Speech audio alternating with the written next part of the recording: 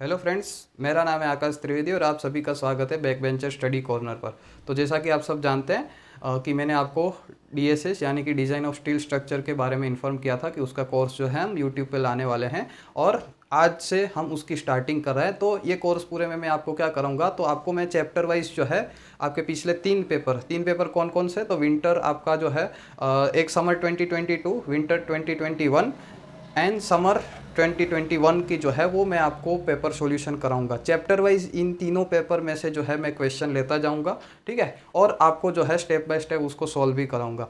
तो इसके साथ साथ मैं आपको ये भी बताऊंगा कि जो है आपको जीटीयू के क्वेश्चन, जीटीयू के पेपर में जब आप पेपर लिखने बैठते हो तो आपको जो है किस तरीके से पेपर का जो है वो लिखना है आपको, ठीक है, ताकि कहाँ कहाँ पर क्या होता है कि बहुत बार जो है बच्चों के मार्क्स जो है कट जाते हैं, ठीक है, बहुत जगह पर, क्योंकि वो अच्छी तरीके से लिख नहीं पाते। सारा कुछ होता सही है पर ना अच्छी तरीके से लिखने की वजह से जो है उसके मार्क्स कट जाते हैं। तो वो भी मैं जो है आपको इधर अभी जो है बताने वाला हूँ, ठीक है। तो चलो स्टार्ट करते हैं। हमारे फर्स्ट जो है चैप्टर जो है हमारा बोल्टेड कनेक्शन, वहाँ से स्टार्ट करेंगे।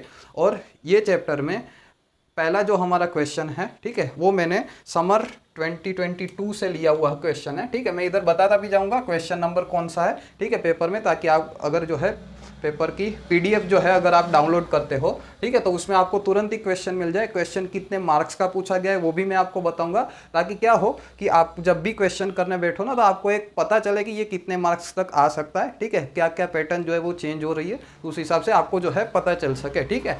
तो आज जो है पहला क्वेश्चन समर 2022 से जो है क्वेश्चन 2C था, ठीक है। मतलब 4 मार्क्स का ये क्वेश्चन है और बोल्टेड कनेक्शन का पहला क्वेश्चन है। तो क्या था क्वेश्चन में, देखते हैं। टू प्लेट्स, ठीक है, two plates 80 mm wide and 12 mm thick are connected by lap joint to resist design load of 70 kilo newton, ठीक है। Design lap joint using M16 bolts of grade 410 plates, ठीक है। मतलब ऐसा क्वेश्चन दे रखा है। अच्छा, इसमें थोड़ा ध्यान देना कि एक में जो है इधर क्वेश्चन में थोड़ा लिखना भूल गया हूँ कि ये जो प्लेट है 12 mm 80 mm wide and 12 and 20 mm thick, ठीक है, 12 20 mm थिक, ये यहाँ पर बीच में आएगा। 12 एंड 20 mm थिक जो है यहाँ पर बीच में आएगा। तो मतलब ऐसी एक प्लेट है। एक प्लेट जो है वो 80/12 mm की है और दूसरी प्लेट जो है वो 80/20 mm की है, ठीक है। दोनों जो है लैप जॉइंट से कनेक्टेड है। लैप जॉइंट अच्छा क्या चीज़ होती है, तो देखो मैं आपको बताता हूँ। लैप जॉइंट मतलब जो है, अगर आपकी प्लेट जो है, ये सपोज आपकी एक प्लेट है और दूसरी प्लेट एक दूसरे के ऊपर जो है क्या करा दी जाती है, ओवरलैप जो है वो करा दी जाती है, ठीक है। और यहाँ पर जो ओवरलैप वाला पोर्शन है उसमें जो है बोल्ट्स जो है वो आपके प्रोवाइड कर दिए जाते हैं, ठीक है। यहाँ पर जो है पूरा बोल्टेड कनेक्शन जो है आपका रहता है, ठीक है। सिंगल बोल्टेड, डबल बोल्टेड वो जो है आता है, ठीक है। मैं आपको सारी थियरीज भी जो है वो भी आपको साथ साथ में कवर कराऊंगा, ठीक है। पर पहले हम न्यूमेरिकल से स्टार्ट करते हैं। जहाँ पर भी मैं कुछ आएगा ऐसा लगता है तो थियरी का पोर्शन वो भी मैं आपको न्यूमेरिकल के साथ साथ बताता जाऊंगा, ठीक है। तो ये होता है हमारा लैप जॉइंट। अब देखो लैप जॉइंट हमको जो है डिजाइन करना है। देखो जब भी डिजाइन करने का आता है बोल्टेड कनेक्शन में, इसका मतलब है आप नंबर ऑफ बोल्ट निकालना है, ठीक है। कितने नंबर ऑफ बोल्ट जो है आप प्रोवाइड करोगे यहाँ पर कनेक्शन करने के लिए। दोनों प्लेट को जो है इस तरीके से आप जब जोड़ते हो, ठीक है, तो वहाँ पर कितने बोल्ट्स लगाने हैं आपको, तो वो चीज़ जो है आपको देखनी होती है, ठीक है। तो जैसे मैं बताता हूँ, अगर वैसे स्टेप बाय स्टेप आप अगर फॉलो कर रहे हो, ठीक है, तो आपका क्या हो जाएगा कि अच्छी तरीके से जो है सारे सम हो जाएंगे, ठीक है। ये सम नहीं, कोई भी सम अगर जीटीयू में पूछा जाता है तो वो सारे सम जो है हो जाएंगे। तो देखो सबसे पहला जो है हम इधर जो है अपना डेटा लिखेंगे, ठीक है। सॉल्यूशन करते हैं, इधर जो है डेटा लिखेंगे। तो देखो M16 बोल्ट का जो डायामीटर है वो M16, ग्रेड जो है वो M16 जो है वो अपना बोल्ट का बोल रखा है। अच्छा, ग्रेड नहीं बोला रखा, ध्यान देना। ये M16 जो है बोल्ट का जो है वो क्या दे रखा है कि ये डायामीटर शो करता है, ठीक है। ग्रेड इधर जो है वो मिसिंग है, क्वेश्चन में ही नहीं दिया हुआ था, तो हम 4.6 ग्रेड जो है वो लेकर चलेंगे। वो भी मैं आपको बताऊंगा, ठीक है। तो M16 बोल्ट जो है वो क्या होता है, तो M16 बोल्ट मतलब बोल्ट का जो डायामीटर है वो 16 mm है। क्या, बोल्ट का जो डायामीटर है वो हमारा 16 mm है, ये 16 ये शो करता है, M20 है, मतलब कि 20 mm डायामीटर है, ठीक है। फिर जो है हमारा ग्रेड, अच्छा देखो ये ग्रेड 4.6 लिखा नहीं हुआ है, पर हम अज्यूम कर रहे हैं, आपके क्वेश्चन पेपर में ऊपर इंस्ट्रक्शन में लिखा हुआ रहता है कि आप जो है कुछ भी डेटा अगर मिसिंग है तो वो जो है आप अज्यूम कर सकते हो, ठीक है। तो ये 4.6 ग्रेड जो है वो लिखा है। अब देखो यहाँ पर जो 4 लिखा है वहाँ से हम जो है क्या करते हैं कि बोल्ट की जो है अल्टीमेट स्ट्रेंथ जो है वो फाइंड करते हैं, ठीक है। ये 4 जो है इसका मतलब Fu जो है यहाँ से फाइंड करना है, ultimate strength of the bolt.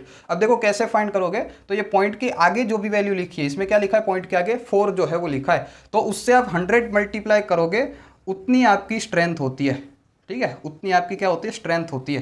कौन सी स्ट्रेंथ, अल्टीमेट स्ट्रेंथ Fu, जो कि आपको काम में आने वाली है, ठीक है। और ये ग्रेड ऑफ प्लेट जो है 410 दिया हुआ है, तो उसको हम ऐसे लिख देते हैं, ग्रेड ऑफ प्लेट को FUP करके लिख देते हैं। Fu जो है वो बोल्ट का अल्टीमेट स्ट्रेंथ है, FUP मतलब जो है हमारी प्लेट की अल्टीमेट स्ट्रेंथ है, ठीक है, ये प्लेट की अल्टीमेट स्ट्रेंथ है। तो इस तरीके से हम लिख रहे हैं। अच्छा, अब दूसरी चीज इधर आप स्टार्टिंग में निकाल लोगे, वो है डायामीटर ऑफ होल, ठीक है। अब डायामीटर ऑफ होल क्या चीज़ होती है, तो जब आप बोल्ट को जो है प्लेट के अंदर जो है आप पेनिट्रेशन कराते हो, तो आप क्या करते हो, पहले होल जो है वो ड्रिल करते हो, ठीक है। तो वो जो होल जो है वो ड्रिल करते हो ना, तो उसका डायामीटर आपको निकालना पड़ता है कि वो डायामीटर कितना है। तो याद रखिएगा, अगर हमारा बोल्ट का डायामीटर 16 से लेकर 24 mm तक है, तो उसमें आप क्या करोगे, 2 जो है वो प्लस कर दोगे, ठीक है। उसमें आप जो 2 प्लस करोगे, उतना जो है आपका क्या होगा, डायामीटर ऑफ होल होगा। मतलब आपका जो है क्लियरेंस, ये इसको बोलते हैं, ये 2 mm जो है उसको आप क्या बोलोगे, क्लियरेंस बोलोगे। अगर 16 mm से कम है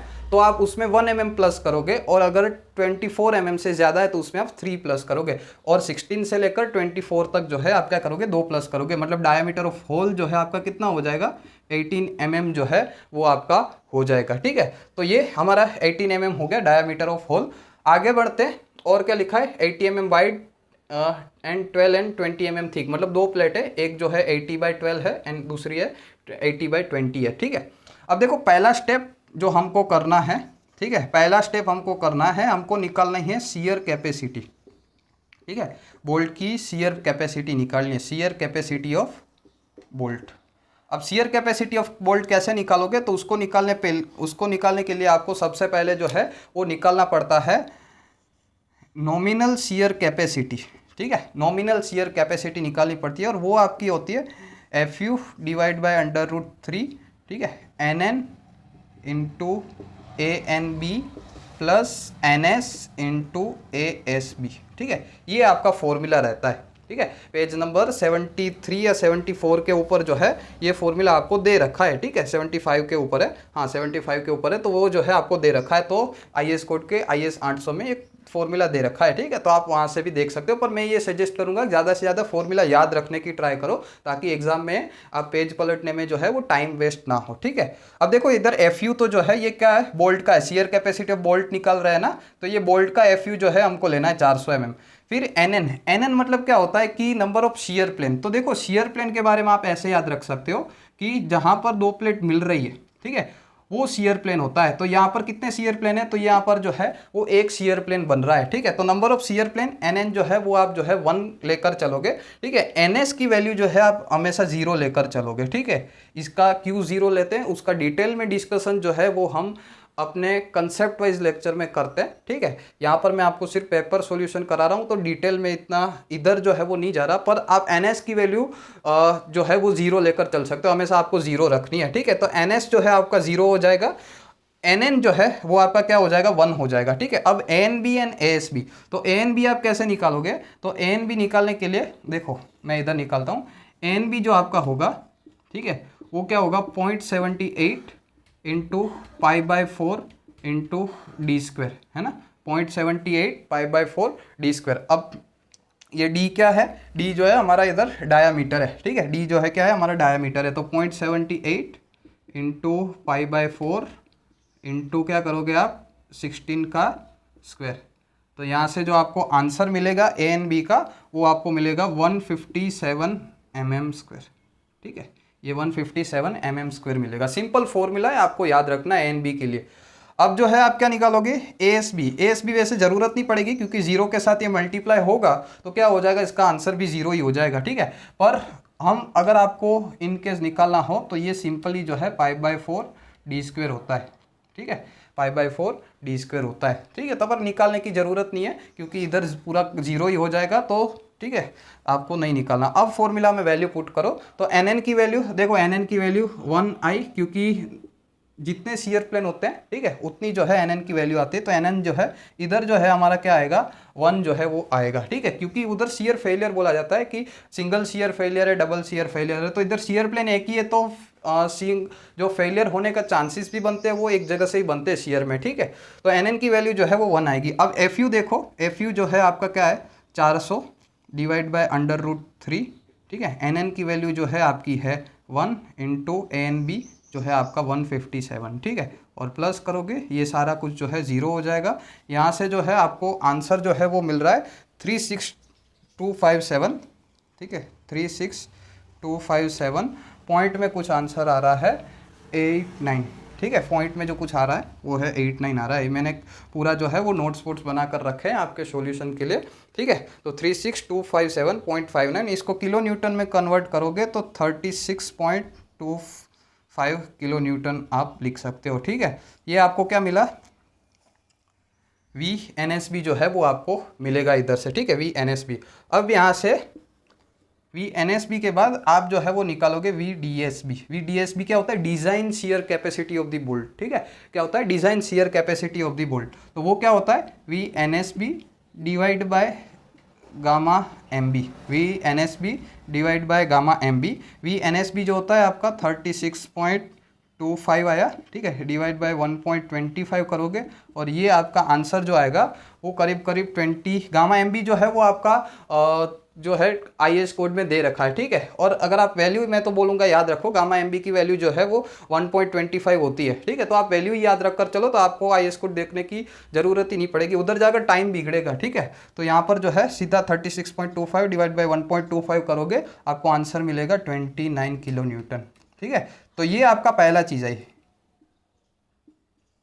shear capacity of the bolt, है ना। Shear capacity, design shear capacity of the bolt आपकी कितना है, 29 किलो न्यूटन, ठीक है। ये आपका पहला स्टेप जो है, शियर कैपेसिटी ऑफ बोल्ट जो है इधर आपका क्या होता है, ख़त्म होता है। अब आपको दूसरा स्टेप करना है, वो स्टेप जो है आपका है बेयरिंग कैपेसिटी ऑफ बोल्ट। तो मैं जो है इधर लिखता हूँ bearing capacity of the bolt.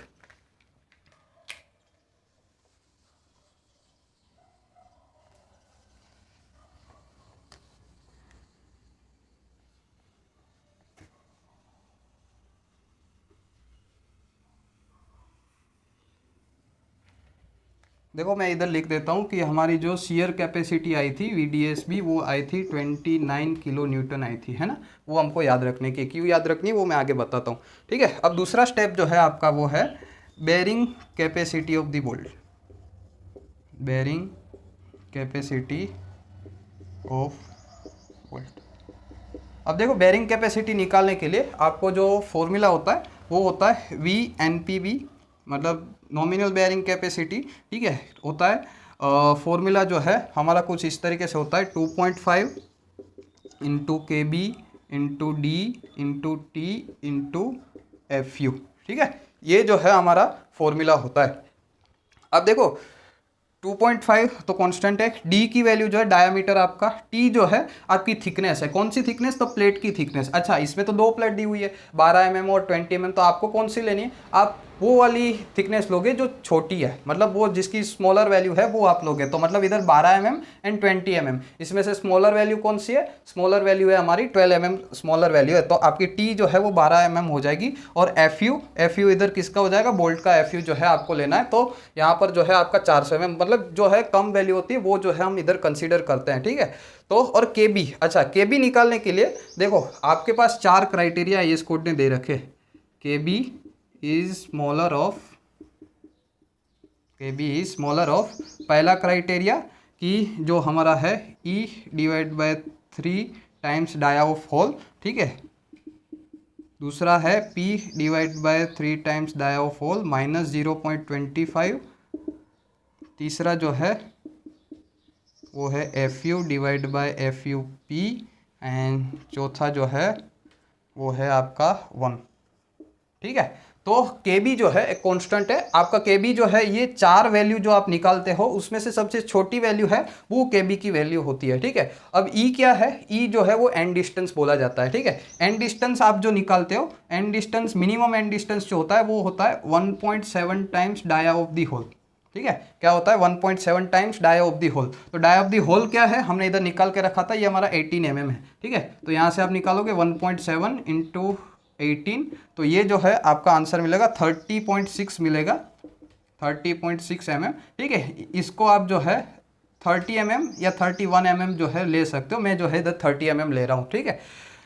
फिर जो है आपको इधर पिच की जरूरत पड़ेगी, ये P, तो P जो है आप निकालोगे वो आपका होता है 2.5 इंटू डी, है ना। 2.5 इंटू डी, 2.5 क्या होता है, डी जो है 2.5 कांस्टेंट है, डी जो है आपका डायामीटर है, किसका, बोल्ट का डायामीटर। देखो एंड डिस्टेंस निकालने में डायामीटर ऑफ होल लेना है और ये पिच निकालने में डायामीटर ऑफ दी बोल्ट लेना है। तो ये जो है 16 हो जाएगा और ये आंसर आपका आएगा 40 mm, ठीक है। ये राउंड फिगर वैल्यू आ गई तो वही कंसिडर करेंगे।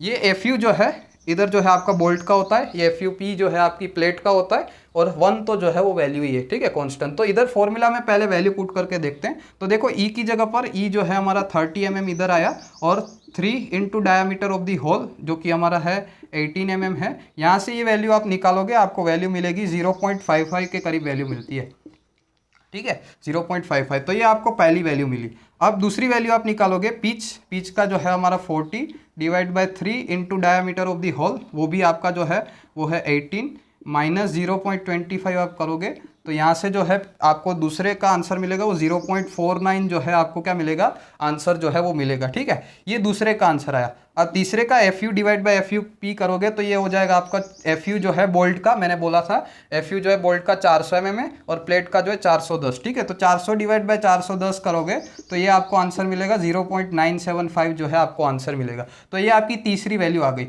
और चौथी 1 तो जो है वैल्यू है। तो इन चारों में से जो कि सबसे छोटी वैल्यू है उसको हमको क्या करना है, लेना है। तो चारों में से छोटी वैल्यू कौन सी है, चारों में से छोटी वैल्यू जो है हमारी है 0.49, ठीक है, 0.49 ये सबसे छोटी वैल्यू है। 0.55, 0.49, 0.975 एंड 1, तो सबसे छोटी कौन सी हुई 0.49। तो KB की वैल्यू जो होगी, ठीक है, KB की वैल्यू जो होगी वो होगी 0.49, ठीक है। अब वो वैल्यू जो है हम इधर पुट करते हैं। तो देखो 2.5 into 0.49 into D diameter of hole 16, T thickness मैंने बोला था दोनों में से कम जो है वो लेनी है, 12 एंड 20 में से जो कम होती है वो लेते हैं, तो 12 जो है वो कम है। एंड FU जो है, FU कौन सा लोगे, बोल्ट का जो कम होता है, ठीक है, तो वो लेंगे। यहाँ पर आपको जो है इसका जो आंसर मिल रहा है, ठीक है, वो आंसर आपको मिल रहा है 94080 जो है आपको आंसर मिल रहा है 94080 न्यूटन में, और किलो न्यूटन में करोगे तो 94.08 किलो न्यूटन जो है आपको आंसर मिलेगा। ये VNP मिला। ये नॉमिनल ये नॉमिनल बेयरिंग कैपेसिटी थी, ठीक है। अब आपको निकालनी है डिज़ाइन बेयरिंग कैपेसिटी, ठीक है। डिज़ाइन बेयरिंग कैपेसिटी जो है वो निकालनी है। तो मैं इधर थोड़ा मिटा देता हूँ, आप जो है स्क्रीनशॉट लेते रहना अगर आपको यहाँ से जो है थोड़ी दिक्कत हो रही है, ठीक है। तो डिज़ाइन बेयरिंग कैपेसिटी जिसको VDP बोलते हैं वो होता है VNPB divide by gamma MB, ठीक है।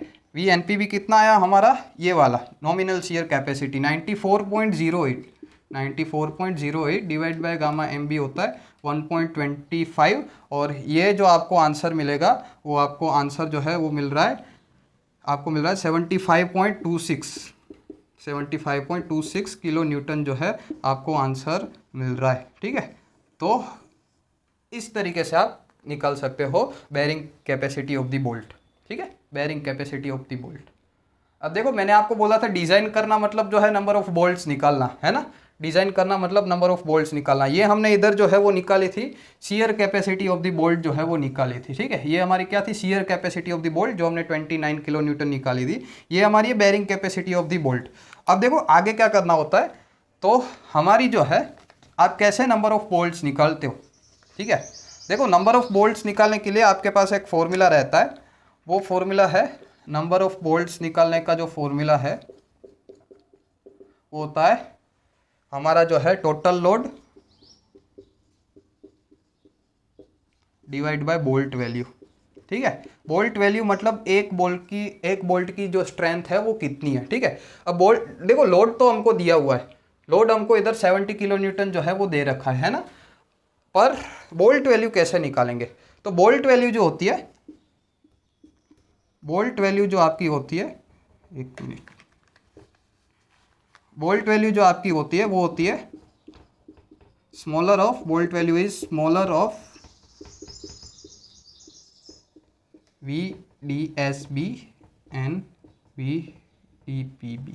मतलब ये value shear capacity of the bolt and bearing capacity of the bolt में से जो स्मॉलर वैल्यू होती है वो वैल्यू होती है हमारी बोल्ट वैल्यू, है ना, वो वैल्यू होती है हमारी बोल्ट वैल्यू। तो आपने दोनों वैल्यू निकाली है, ये shear capacity of the bolt थी, ये अपनी bearing capacity of the bolt थी, उसमें से स्मॉलर वैल्यू कौन सी है? तो ये है आपकी 29 किलो न्यूटन्स, जो कि शियर कैपेसिटी की वैल्यू थी, ठीक है। तो बोल्ट वैल्यू जो हमारी आएगी वो आएगी हमारी, कितनी आएगी? 29 किलो न्यूटन आएगी, है ना। 29 किलो न्यूटन आपकी क्या हो जाएगी? Bolt value. मतलब एक बोल्ट की स्ट्रेंथ जो है वो इतनी होगी, ठीक है, एक बोल्ट की स्ट्रेंथ जो है वो इतनी होगी। तो अब देखो टोटल लोड आपका है कितना है? 70 kilo Newton divide by 29 bolt value, ठीक है। अब यहाँ से करोगे आपको जो आंसर मिलेगा वो 2.41 के करीब मिल रहा है, ठीक है। देखो अब आधा अधूरा बोल्ट तो होता नहीं है, बोल्ट या तो 2 होगा या तो 3 होगा, ठीक है, 2.4 थोड़ी बोल्ट होगा।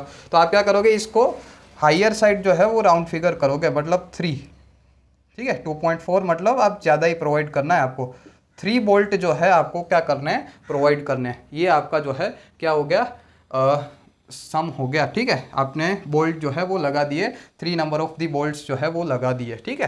तो इस तरीके से जो है ये क्वेश्चन पूरा बनता है, आप नंबर ऑफ बोल्ट्स जो है निकाल लेते हो। अच्छा, कई बार क्या बोलते हैं कि फिगर बनाने का भी जो है वो बोला जाता है, ठीक है। तो आप फिगर कैसे बनाओगे? आप फिगर जो है कुछ इस तरीके से बनाओगे। ये एक आपकी 80 mm वाइड ये प्लेट है, ठीक है, और एक ये आपकी प्लेट है जो आपने ओवरलैप करके रखी है, ठीक है।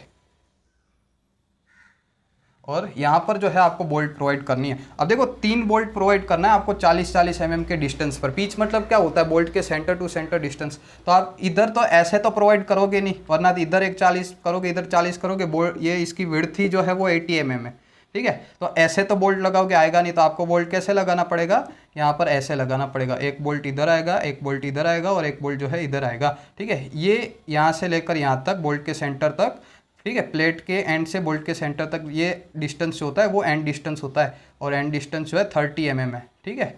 यहाँ से यहाँ तक भी जो है आपका क्या है? ये पिच है, ठीक है। बोल्ट के सेंटर टू सेंटर डिस्टेंस होता है वो पिच होता है। तो ये 40 mm, ये भी जो है वो 40 mm होता है, एंड ये जो है वो 30 mm एंड डिस्टेंस। ये प्लेट का जो है वो क्या हो गया कि हमारा एंड हो गया, तो वहाँ से लेकर बोल्ट के सेंटर तक का डिस्टेंस एंड डिस्टेंस होता है, ठीक है। तो इस तरीके की फिगर जो है आपकी बनती है, ठीक है। ये दोनों प्लेट ओवरलैप करके रखिए, इसलिए ये डॉटेड लाइन है, ठीक है। तो इस तरीके से जो है हमारा क्वेश्चन जो है वो बनता है, फिगर बोलते हैं। तो इस तरीके से आप जो है कर सकते हो। इसमें से एक प्लेट जो है 80/12 mm की है, एक प्लेट जो है 80/20 mm की है, ठीक है। तो हम मिलते हैं हमारे अभी जो है नेक्स्ट वीडियो में, जिसमें हम जो है दूसरा सम करेंगे बोल्ट के बोल्टेड कनेक्शन का, ठीक है। तो वहाँ से जो है आपको क्या करना है कि तब तक जो है इस तरीके के क्वेश्चन की जो है प्रैक्टिस करनी है, ताकि जो है आपको अच्छी तरीके से आ सके।